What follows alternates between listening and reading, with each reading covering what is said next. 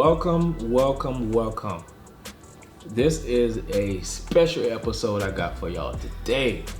This is true military stories. Or should I say, true military stories from my point of view. Yeah, I think I'll go with that route because, there's three sides to a story, There's your side, there's the other side, and there's the truth.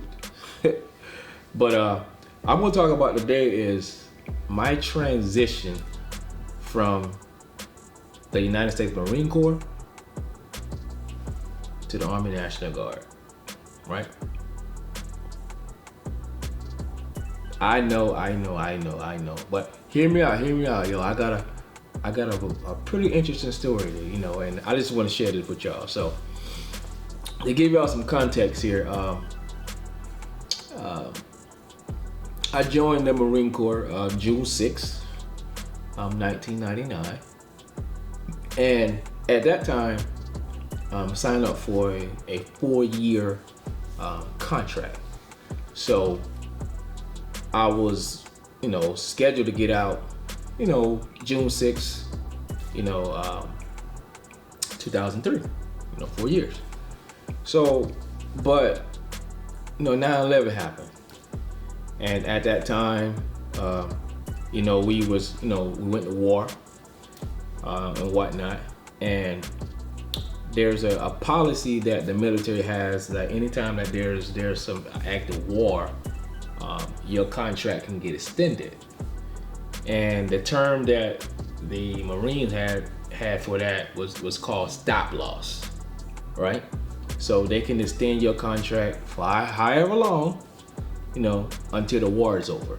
So my contract could have been 3 to 4 years after that. So, but anyway, so I was on stop loss. So we went to Iraq, Operation Enduring Freedom or something like that. I forgot the name of the operation, but went to Iraq, and I had over maybe 90 or 100 days of leave, meaning that if it wasn't a war, instead of June, I could have got out maybe April or something like that. But anyway, so when the major part of the war got over, right? The major part, they lifted the stop loss. So everybody whose contract had already supposed to be expired or getting out, we were one of the first ones that kind of came back early. And during that time, it was the week before Memorial Day. So the week led into the weekend for Memorial Day was pretty much when I actually came back. Went through processing, and I was able to get out. So my extended contract ended August the 8th, 2003. So I was able to get out and, still getting paid until August 8th, 2003. So I'm out for about a year, over a year and some change. And I got a phone call from Ronald Centers. Military like to go by last name Centers. Muhammad from California. So I don't remember the conversation word for word, so I'm gonna summarize it for you. So he pretty much called me up and he asked me a question. He said, "Hey Alan, you heard that they call the Marines back?" And I was like, "What?" I was like, "Nah, man, what you talking about?" He was like, "Yo, they about to start calling everybody back to send them back to Iraq." I was like, "Man, you lying, man. Stop, man. Don't call me with that BS." And the tone in his voice, he's like, "Yo, I'm serious, yo." He said, I went and joined the California Army National Guard. I was like, what? I said, man, get out of here, bro. Not you. Now, one thing about centers, when we was in the Marine Corps, centers used to be one of the modal Marines. What I mean by that is like we gave a term to those people who live and breathe and everything Marine Corps, like hoorah, hoorah. he was that motto. So if you were in, you would have sworn that Centers would have retired, or he would have been Sergeant Major of the Marine Corps, because that's his persona and how he carried himself. So he said, I'm a National Guard. I was like, man, you lying, man, you lying. But after talking to him, like, yo, he was serious. And I was like, he said, I ain't gonna tell you what to do. He said, but if I were you, he said, I would at least try to look into it, getting a different branch and whatnot.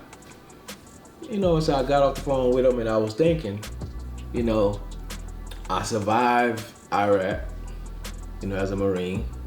I didn't really have to go through all of that, that major combat, but I made it back. And I was like, I do not want to go back as a Marine. The next time I might not be so lucky. So I got on Google.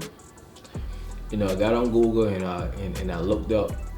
I tried Air Force. Now, as soon as that told me like, Air Force is not accepting you, but I had to try.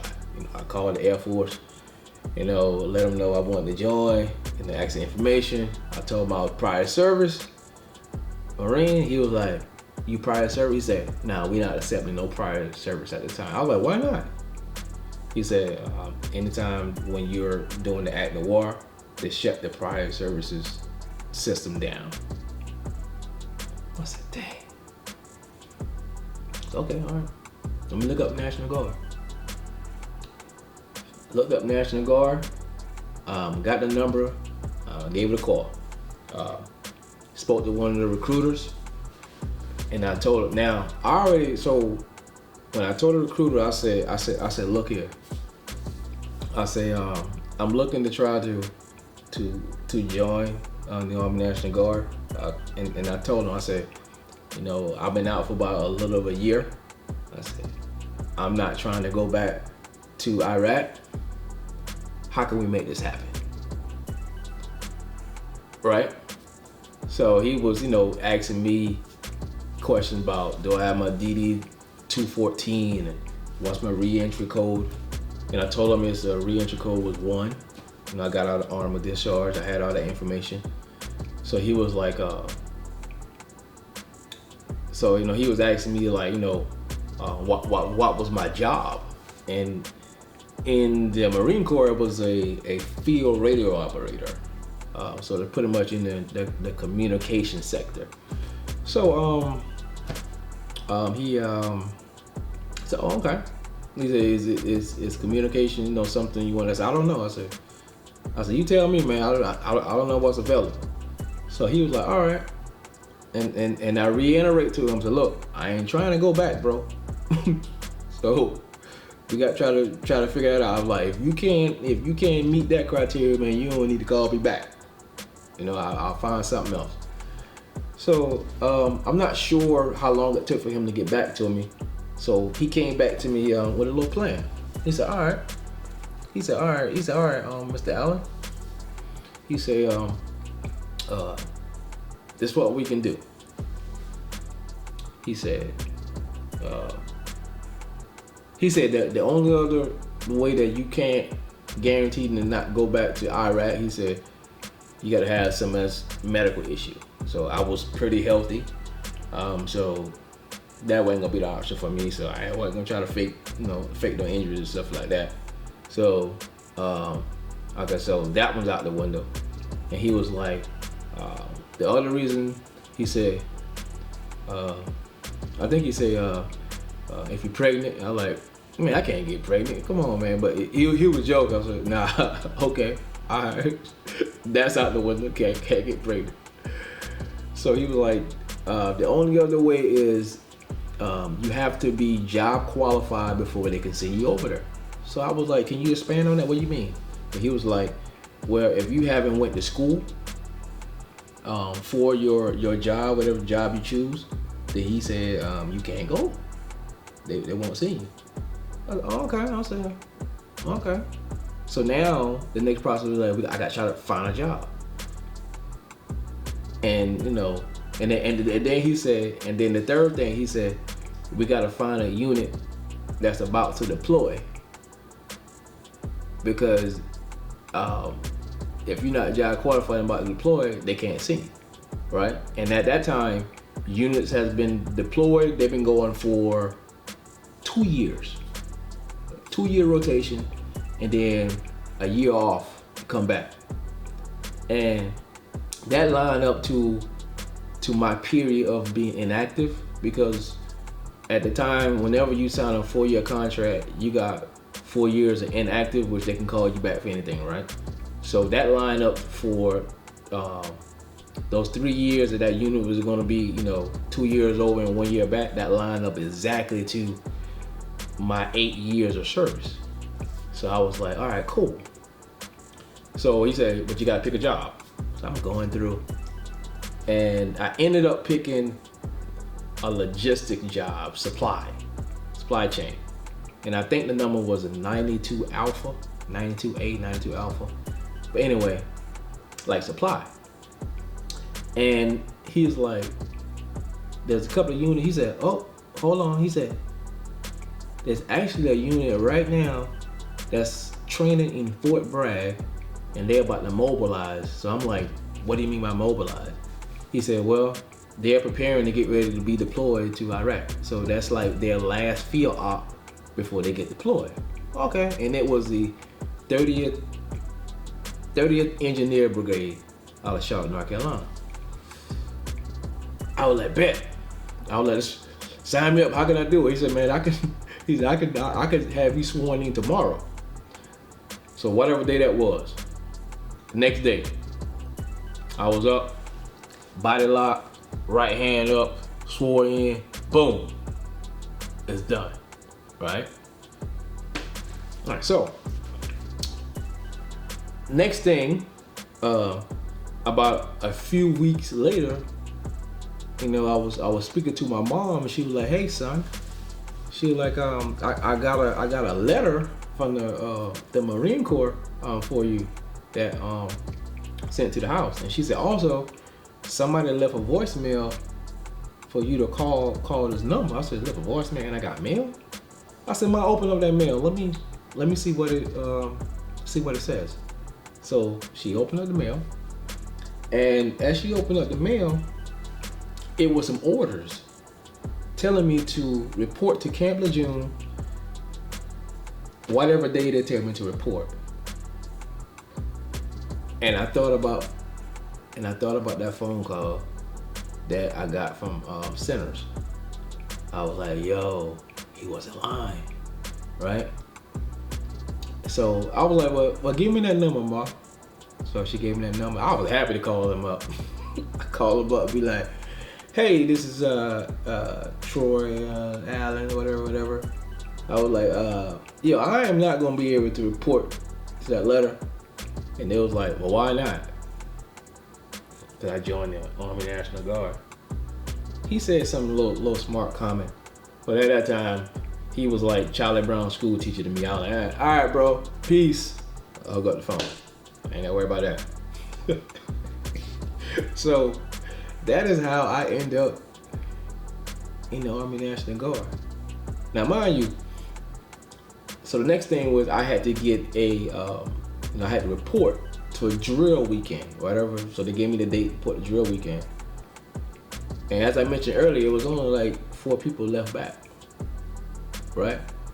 So I report there, and I have no uniform. I don't know no Army terminology, right? So all this stuff is like new to me. So one of the first people I met, got acquainted with, was Charmaine. Charmaine was pregnant. Very cool. So she was, she pretty much hit me to the game of how things work in the unit and all of that. So I'm coming to drill in civilian attire, regular clothes, because I don't have no uniforms, no nothing. So my weekend consists of pretty much sleeping, hitting the little workout little gym that they got, and eating lunch at Prime Rib. Yes, you heard that right, Prime Rib, Saturday and Sunday. That was it. So the unit was going for 2 years. So 2 years I ain't done nothing, nada. All right, so here's a funny story. After about 2 years of not doing nothing, right, they finally decided to get me registered to go to school for logistics, which was on Fort Lee in Virginia. Now mind you, I still don't have no uniforms, right? I ain't tripping, because look, I'm like, yo, it's almost time for me to get out. So, like the week of, the sergeant who was back, I guess he forgot to put in my paperwork to get my uniform and stuff. I don't know, man. I wasn't questioning him. Wasn't nothing happening. Anyway, I had reporting that Friday. I probably got my uniforms probably that Wednesday, and there was no name tapes, right? And I was supposed to report in. So I report in the orders and stuff like that, and like I said, the Army terminology, look, they ain't taught me nothing, but the Army terminology and Marine Corps terminology is it's like night and day. We say Marine, they say Sergeant, they say Soldier, right? And it's kind of hard to try for me to read the ranks. So as I'm coming there to go to school, I have no name tapes. So I reported in my orders, and they made us print off our orders and all of that stuff. And I didn't know that there was a sneaker dress code for the Army, right? I had on the little gray and black army shirt and the shorts that they gave me, right? White socks. And I had on some basketball shoes. They was black and they were like sky blue.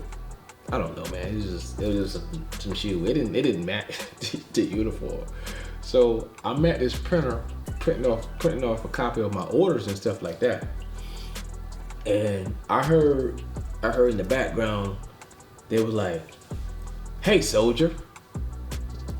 I'm like, where I come from, man, you gotta at least say somebody's name, last name, so they know that you talking to them. So I kept hearing them say, "Hey, soldier." They said, "Hey, soldier." So I'm saying to myself, like, who the hell are they talking to, right? They said, "You at the copy machine." Then my light bulb went off. I'm like, I'm at the copy machine.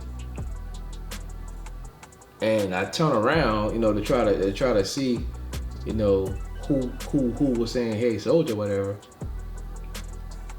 They're like, "Yeah, you." They're like, "Come here." Okay, I walk over there, and it was that sergeant, and there was two other guys like standing up around him, right? So I went over there, and I'm like, I couldn't see his rank, but in the Army, they call everybody sergeant. So I was like, "Yes, sergeant." And then he said, "Sergeant first class," or something. I said, "Okay," and I said it. And he said,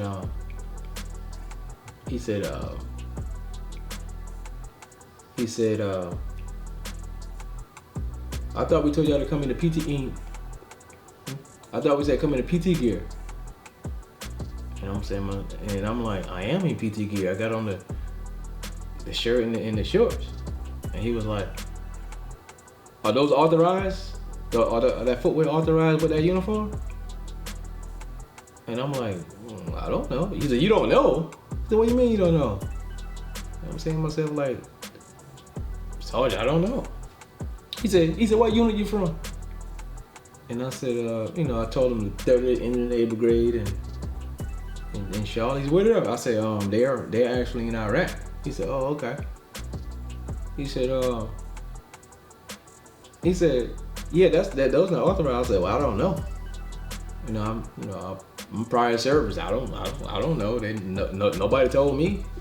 They over in Iraq. How can they tell me if they over in Iraq? And he was like, you prior service? And then it's like the look on their face, kind of like, I guess some of the thought that I was fresh out of boot camp, because everybody know in the military they play games with when you're like fresh out of boot camp and you don't know too much, so they like to play games with you. So, but they ain't know that I already had a PhD in games. The Marine Corps, that's one thing that they very good at. Like, they play a lot of mental games, So I was already hip, and I can tell that, okay, they gonna try to mess with me, right? So he like, yeah, you got other shoes? I had other shoes, but to him, no, I don't have no other shoes. No, I don't.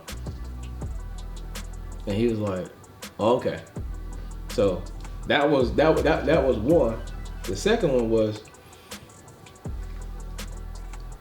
they call the utilities, they call them BDUs, right? Marine Corps, we call them, camouflage utilities, or camis for short.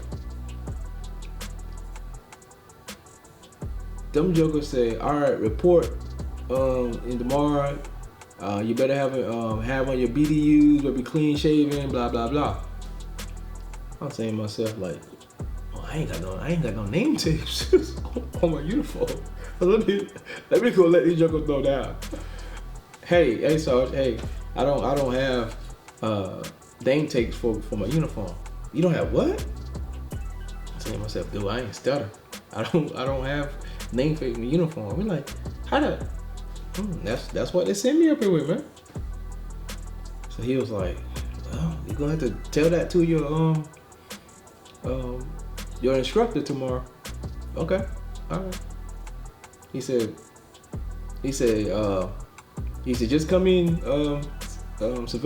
civilian attire, because you don't want to show up with a uniform with no name tapes. You get in trouble for that. Okay, all right, cool. So I showed up to the guy, right?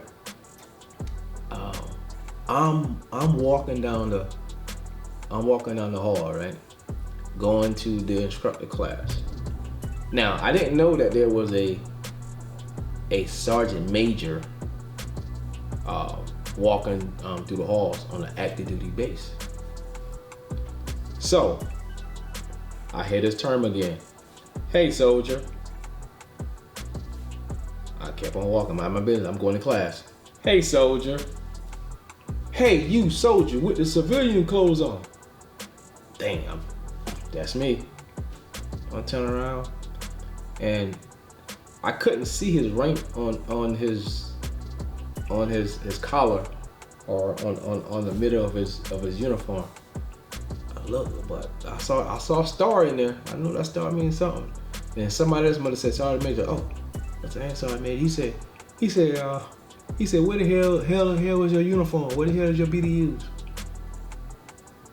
And I said, I don't have any name tapes, Sergeant Major. He said, you don't have no name tapes? He said, who class are you in?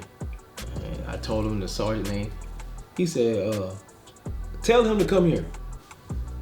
So I don't know what the sergeant major told that instructor, but he must have chewed him out or whatnot, because he came back in class and he was like, yo, Alan, office now.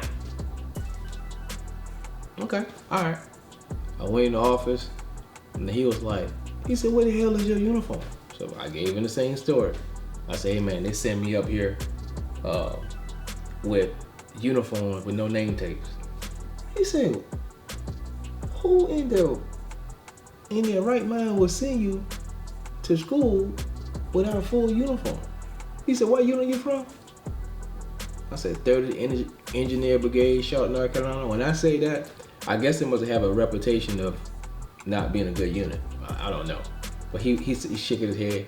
He was like, "You got a number to someone in back there?" And I was like, "Yeah, it's only about 3 or 4 people back. And I can give you the number to this sergeant first class that got me the uniforms." So I gave him the number. He said, "Hold on." So he tried to call the number, but nobody picked up. So he called about 3 or 4 times. Nobody picked up. Then it went in there, voicemail. And when he got that voicemail, he left a nasty message. "Hi, in the HELL, you send your soldier up here in an active duty base with no uniforms and not the proper things that needed." Man, he cussed, man. Call me back. So the sergeant said, he said, "Well, man, you can't come here tomorrow without a uniform." He said, "You got any money?"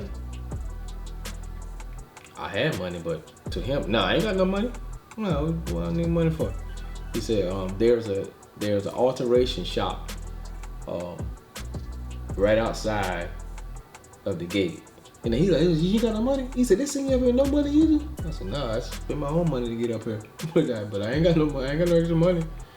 He said, he's an alteration shop. He said, "How many uniforms you got?" "I got 3.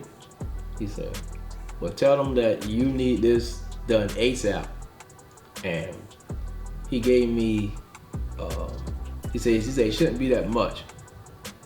He gave me probably about $50 or $60 to get 3 sets of name tape, U.S. Army and then my last name. I said, "Oh, okay." So I was going to be in school for 2 weeks now. So he gave me the money, and I went to the thing, and it was actually higher than what he gave me. 3 sets of uniform, 6 name tapes. I think it come up to be like, whatever it was. I'm like, man, we ain't doing nothing but sitting in class all day. I only no damn 3 uniform. I didn't need 1 uniform. So I just paid for 1 uniform, and I kept the money.